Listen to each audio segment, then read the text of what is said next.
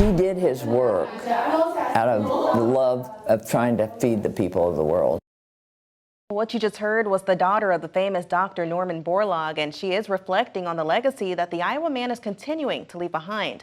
Dozens coming from across the globe came together at the Nobel Peace Prize winner's childhood home earlier today. KIMT News 3 spoke with his daughter as she shares her perspective of the man who saved millions of lives.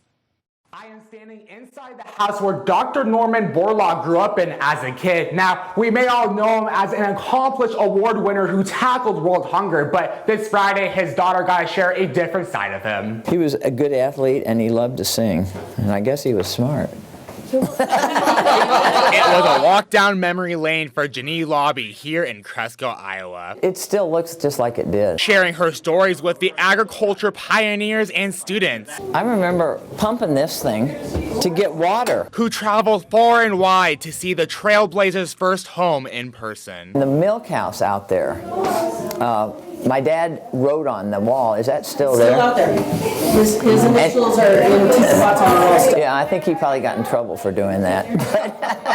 Laube says her dad kept his remarkable achievements of transforming the agriculture industry through wheat cultivation to prevent millions worldwide from starving to death. If you knew my dad, he was very common. I mean, he was very humble. She says he even acted modest when her dad knew he would become the first Iowan to win the Nobel Peace Prize. Some reporter came up to us, and it was somebody, I don't know, one big newspaper, and they said, "When did you first know your dad was famous?" And Bill looked at me, and we looked at each other, and we said, "Just now."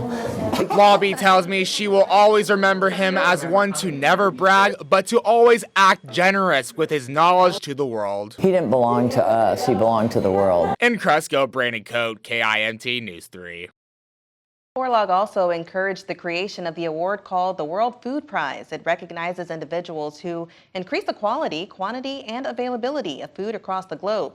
4 past winners toured the property along with Laube to see where Borlaug's passion for agriculture started.